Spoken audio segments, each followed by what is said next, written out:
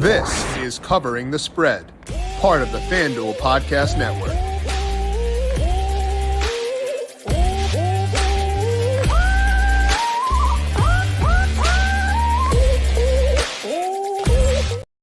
It is Friday, which means it is time to talk some strikeout props with Rob Friedman, pitching ninja, picking his brain on a disgusting slate Friday. So many good pitchers available, which means it will not be hard to find some strikeout props. And we'll also talk about the strikeout leaderboard for Friday night over at FanDuel Sportsbook. This is Covering the Spread right here on the FanDuel Podcast Network and numberFire.com. My name is Jim Sonis. I am a senior writer and analyst for numberFire, joined here as mentioned by Rob Friedman. Check him out on Twitter at Pitching Ninja. You can find his work on Peacock, MLB.com, MLB on Fox, and of course right here at FanDuel Sportsbook as well. And Rob, what a great slate to get to break down for today. How you doing? I'm doing great. It is a big slate. There's a good slate yesterday too for a very short slate, but it made it tough to find because I have to do the dark side for you and talk about bats as well for the Daily Fantasy podcast. And it was hard to find bats I wanted to use because every pitcher was good. Like I was like, do I want to use guys against Zach Gallen? No. Like it's really tough, man. So a bit better today in that regard, but still absurd top end pitching today. Well, whenever Shohei pitches, it's always a big day.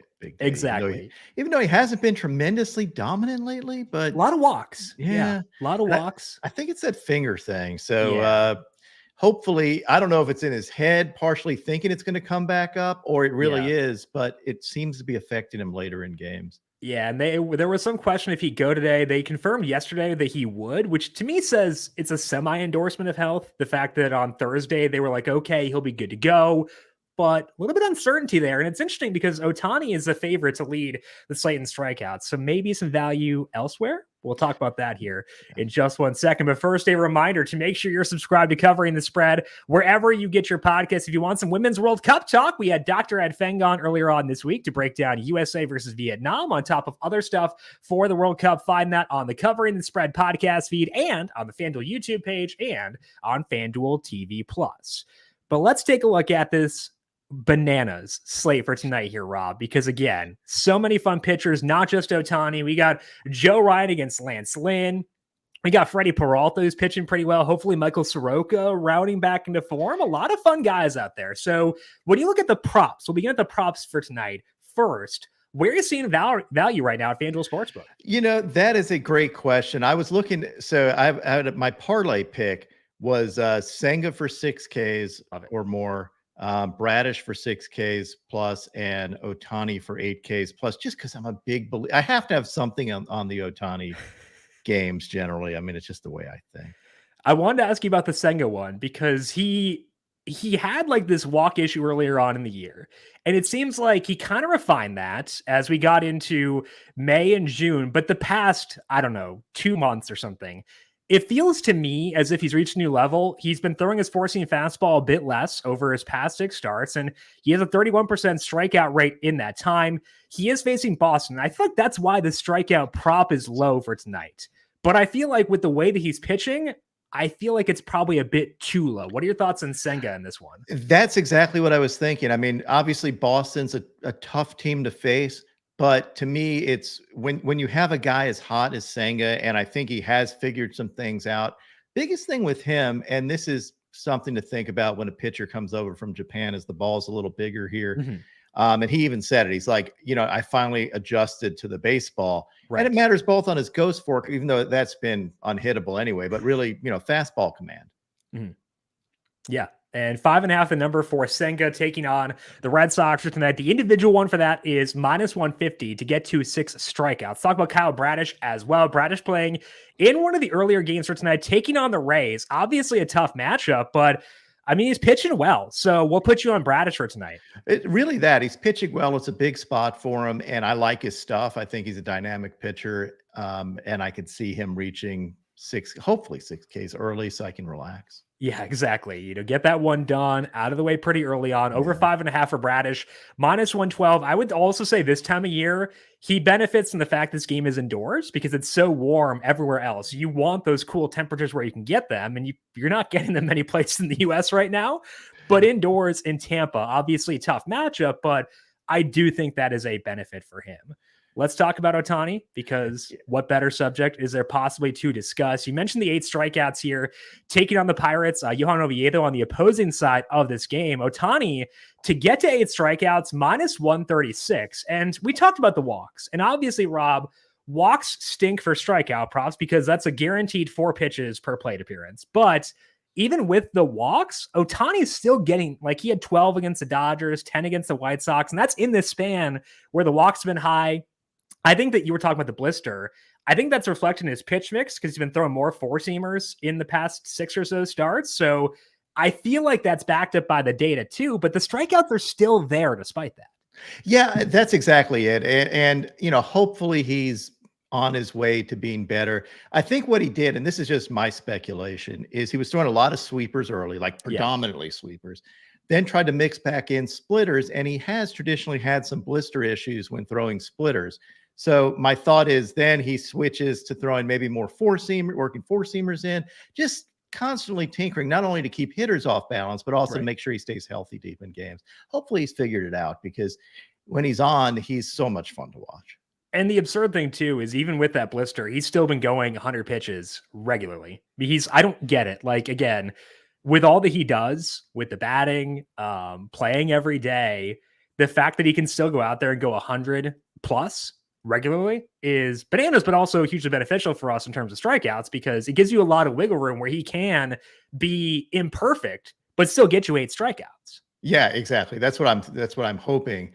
If he goes deep in the game, I expect it from him. He loves to perform in front of that crowd. Yeah. And I definitely see it. I hope these things take adjustment time, and he'll figure out how to release it without damaging his fingers anymore. Right. But luckily it's nothing structural. It's just a minor little thing.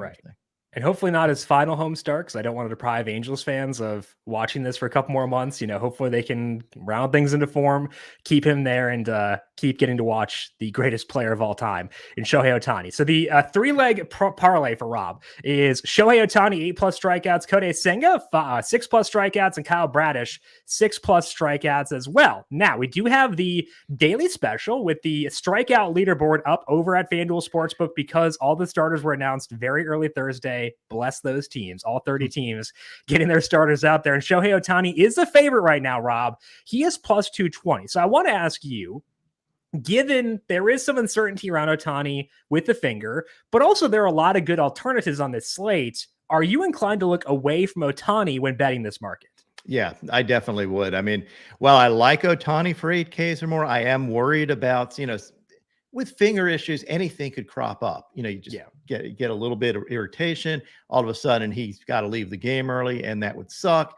And it would suck if you bet on him here. You have Fromber, who probably will go deep and rack up Ks. I totally get that. Braxton Garrett's always my sleeper. Like, it seems like he quietly can pick up a lot of Ks. And Peralta's been pitching great. And then I had Senga too. And Kikuchi has a pretty good matchup today as well. Yeah. It's a revenge game. I know that, it seemed like they left on pretty good terms, but it doesn't matter. If you were in the organization for 5 seconds, it is a revenge game. That's the rule. I don't make the rules. I just follow them. Andrew Heaney, a revenge game too, by that logic. So Kikuchi 23-1. And I was going to ask you about him because he's a guy where the peripherals are always really good, but the batted ball data sometimes bites him. But it seems like recently he's been throwing that changeup a bit less, leaning more so on other pitches. And it seems like that has been kind of the right combo for him. Mariners, we've talked about this a lot, love to strike out against lefties. 23-1 for Kikuchi. Is that long enough for you to bite there? Yeah, I would throw something on that. I mean, he's capable of striking out 10 or more. I could see that against that lineup. And is that going to be enough to win? Yeah, it probably will be. Yeah. What do you think the winner today will have? It's probably around that, right? I'd say 10-11, given the number of guys who can get you double digits here. I think that's what you're going to need. But Kikuchi has that within his range of outcomes. So yeah, I think so, especially against that lineup. So absolutely. And the revenge game too. I like that theory. I mean, it's 70% revenge game, 30% he's a good pitcher. That's the rational. Well, 20% he's a good pitcher, 10% matchup. That's the breakdown for me, at least, when trying to analyze that. Yeah, and 23-1. I mean, we're not saying it's going to happen. We're saying Correct. It's in the realm of possibility of things that could happen. Right, around 4% odds. Yeah. As long as you take that into account when you're betting, the odds this bet does not hit are 96%. Keep that in mind. Be okay losing whatever you're putting on that, because 96% of the time you will not get it back. Yeah, if we win, we're heroes. Like we nailed this, and we're going to crow about it forever. If we lose, it's going to be like, yeah, what did you expect? Exactly. I wanted to ask about Joe Ryan. I find him kind of interesting here, taking on Lance Lynn. Now, Lynn has been on the world's best heater as far as strikeouts go. He had like a 16 strikeout game. He is so I was looking at his pitch mix. Did he add a curveball? Is that a new pitch for him, or what is that? He's throwing it more. He's always kind of had it hidden. But he is I think he realized he can't just throw fastballs by folks and survive on that, because everyone knows his shtick. Yeah. So he's been mixing it up a lot more and having really good results. And I know people wanted to write him off after the early Lance Lynn showings, but he's still striking dudes out. He can throw. I mean, give him some credit. Yeah. So I thought that Lynn might be the dark horse here, but it turns out he has shorter odds than Joe Ryan. Ryan has 10 plus strikeouts 4 separate times this year. He's plus 750. I think, to me, I'd rather take the value with some of the guys we were talking about later on. I think that Kikuchi is probably my favorite of the guys on the board at their odds, but Ryan did at least tempt me at plus 750. Any thoughts for you on him against the White Sox? He could very easily do that. I mean, that is also in the realm of possibility. I know he's uneven for me, but he's certainly capable of striking out the world. Yeah. And you have, Lynn facing a lineup that strikes out a lot too. That those odds kind of make sense. Yeah, I got my Byron Buxton bobblehead up here, and he's, I think, over his past 26. So that might help. He's got as many bobblehead as many hits as the real. Maybe the bobblehead is the curse. Maybe I need to consider this. I might have jinxed my guy by putting him out there, but so we'll consult with the board to decide if I need to take him down later on. But it sounds like, Rob, you've also got a boost on tap for today. Pitching Ninja boost. What's that? We do over at FanDuel. You have a parlay boost. So we've been doing regular straight bet boost, but this is a parlay boost, 3 legs or more, and plus 400 odds or more, and you get a 30% parlay boost. So that's pretty sweet. Okay, I love it. So maybe check out those strikeout props, looking at Bradish, looking at Ohtani, and looking at Kodai Senga for tonight as well. Maybe dive into those, see what you can see, and see if you can get that parlay boost in there as well over at FanDuel Sportsbook. You have me second guessing myself, because I had Kikuchi in my parlay and then was like, I love him tonight against this. I think if the other options weren't as good, I would talk you out. I would talk you into Kikuchi. But the problem is, I agree with you on Senga wholeheartedly. Yeah. I love Bradish, and it's Ohtani. So I can't talk you out any of those guys is the issue. This is what exactly was going on in my head while I was picking. And I was like, I could, but I just feel more strongly about this, which means one of those guys isn't going to come through for me. Exactly. That's how it always goes. Every time. I think the process here is good, and I like all 3 of those picks. So good luck to you, Rob. It was a pleasure to have you back on the show for today, and we'll talk to you once again next week. Awesome. Take care, man. All right, that is Rob Friedman. Check him out on Twitter at Pitching Ninja. Find his work over at Peacock, MLB.com, MLB on Fox, and of course here at FanDuel Sportsbook, and covering the spread every Friday as well. I'm going to dive into some money lines I like for tonight across Major League Baseball in just 1 second. But first, the U.S. women's soccer team is taking on the world. You can take home bonus bets every time they win with FanDuel, because right now, new customers get $100 in bonus bets guaranteed, plus another $10 in bonus bets for every Team USA win. Sign up between now and August 3rd. Then place your first $5 bet to unlock your bonus bets. That way, you'll be all set to bet on everything from total goals to player props all tournament long. However you want to play, don't miss your chance to get $10 in bonus bets for every Team USA win, plus $100 in bonus bets guaranteed. Make every moment more. FanDuel, America's #1 sportsbook. Gambling problem? Call 1-800-GAMBLER. Hope is here. Visit gamblinghelplinema.org or call 800-327-5050 for 24/7 support in Massachusetts. In New York, 1-877-8-HOPE-NY or text HOPE-NY. In Arizona, call 1-800-NEXT-STEP or text NEXT-STEP to 53342. In Colorado, Iowa, Michigan, New Jersey, Ohio, Pennsylvania, Illinois, Tennessee, and Virginia, call 1-800-GAMBLER. Or visit FanDuel.com/RG. In Connecticut, 1-888-789 7777 or visit ccpg.org/chat in Indiana, 1-800-9-WITH-IT in Wyoming and Kansas, 1-800-522-4700 or visit ksgamblinghelp.com in Kansas. In Louisiana, 1-877-770-STOP. In Maryland, mdgamblinghelp.org. And in West Virginia, 1-800-GAMBLER.net. Must be 21 plus and present in select states. First online real money wager only. $10 deposit required. Refund issued as non-withdrawable bonus bets, which expire in 7 days. Restrictions apply. See full terms at FanDuel.com/sportsbook. FanDuel is offering online sports wagering in Kansas under an agreement with Kansas Star Casino, LLC. Let's dig in now to the money lines I like across Friday over at FanDuel Sportsbook. There are 3 of them where I'm currently showing value based on my money line model. Let's begin things up by talking about that Rangers and Dodgers game. This one has moved. It was -108 for the Rangers earlier on. It is now to -116 in favor of the Rangers. I agree with that movement and do still show value at that new number. So the Rangers money line -116 is where I want to go here. If you look at this game and you put it on a neutral park, my model would favor the Rangers there. So putting them at home and putting it at -116, I do still think there is value in them.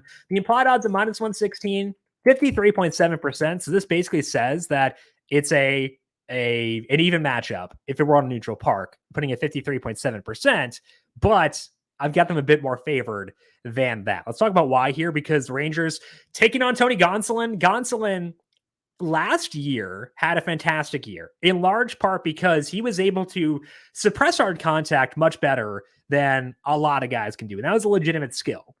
Unfortunately for him, it's not a skill that's translated over to 2023 because he had slipped there, letting up a couple more fly balls as well. And it's led to a decrease in his results, especially recently. Now you put him on the road against a very tough team in the Rangers, whose active roster has a 121 WRC plus against righties. So I feel like the Rangers offense is in a good spot here. I would say as well that the Dodgers could pummel Andrew Heaney, because Heaney, despite improving this year, does still struggle with hard contact. But I think this Rangers team is broadly underrated right now. I think they're better than the market implies. I think they are the better team on a neutral field. So putting them at home to me does imply value at -116. I would show value probably out to around -125 or so. If it gets to -125, then maybe pedal back, but I don't think we'll get there because this number has already moved. I think the Rangers were even money or so last night. So it's moved quite a bit already. Wouldn't expect it to move a ton more from that. So the Rangers are first money line, even at -116. Second spot I'm turning to is actually betting against my guy, Joe Ryan, and betting on the Chicago White Sox to defeat the Minnesota Twins for tonight. This one has also moved. It was +144 earlier on. It is now up to +138. The implied odds there, 42% for the White Sox to win this game. My model has the White Sox at 45.5%. So still a decent amount of wiggle room where I do show value on the White Sox side of this game. Again, we talked about this with Rob, but Lance Lynn pitching really well right now. Since he started to throw that curveball a bit more, he has a 2.97 skill interactive ERA, thanks to a large boost in strikeouts. He still had some rough results. Some of those came last week against Atlanta. That was on Saturday over the weekend. That's understandable. And the Twins are a pretty tough offense too, but I think the way to neutralize them is being a high strikeout pitcher. And Lynn, right now, with how he's pitching, is exactly that. So I think that's a plus there. I do like Joe Ryan a lot. I think that what he's done is pretty sustainable so far this year. And that's why I do the Twins favored in this game. But again, the White Sox win odds, 45.5%. The implied odds at +138 are 42%. So still a big enough gap there to take the White Sox at +138 over at FanDuel Sportsbook for today. So the Rangers and White Sox, the first two. The final one is the Milwaukee Brewers. We talked about Freddie Peralta a bit with Rob earlier on, and I want to buy into Peralta because he's been awesome recently, and I think that he's not getting enough credit in this number. And I do understand why the Braves are pretty heavily favored here, given that they are a fantastic team, and they've got Michael Soroka out there. So I get it, but Peralta, in 8 starts with more sliders, he has a 3.61 skill interactive ERA with a 31% strikeout rate. Soroka on the opposing side did look pretty decent in his final start before the All-Star break, but even in that game, He had 3 walks compared to 4 strikeouts. His skill interactive ERA in the majors so far this year, 4.68 across 5 outings, 1 in relief, 4 starts. So I do have the Brewers favored in this game. Getting their money line at plus 106 right now, I think is pretty advantageous. A bit skeptical about Soroka for right now. Kind of want to be proven wrong on him before I fully react, put him back to where he was before all the injuries piled up. So to me, Brewers a pretty good value here to take at plus 106 on the money line. So my 3 money lines for tonight, the White Sox plus 138, the Brewers plus 106, and the Rangers minus 116. All those numbers currently available over at FanDuel Sportsbook. That is all that we have here for today and this week on Covering the Spread. Want to give one final big thank you to Rob Friedman, Pitching Ninja, for his time as always. Check out that strikeout leaderboard, see if you see any value over there at FanDuel Sportsbook, and don't forget to check out his parlay boost as well for tonight. If you've got any questions for me, I am on Twitter at Jim Sannes, JIMSANNES. Do not forget to subscribe to Covering the Spread wherever you get your podcasts. If you like what you hear, leave us a 5-star rating on Apple Podcasts or Spotify. And don't forget to check out the show on the FanDuel YouTube page and FanDuel TV Plus. And again, the Women's World Cup preview is up on both those platforms right now as well with Dr. Ed Feng. Enjoy that game tonight. Watching Team USA taking on Vietnam. Enjoy all the baseball. Have a fantastic weekend. Back with you once again Monday to talk more Women's World Cup with Ed, get his initial takeaways, and talk about the US's next game. This has been Covering the Spread right here on the FanDuel Podcast Network.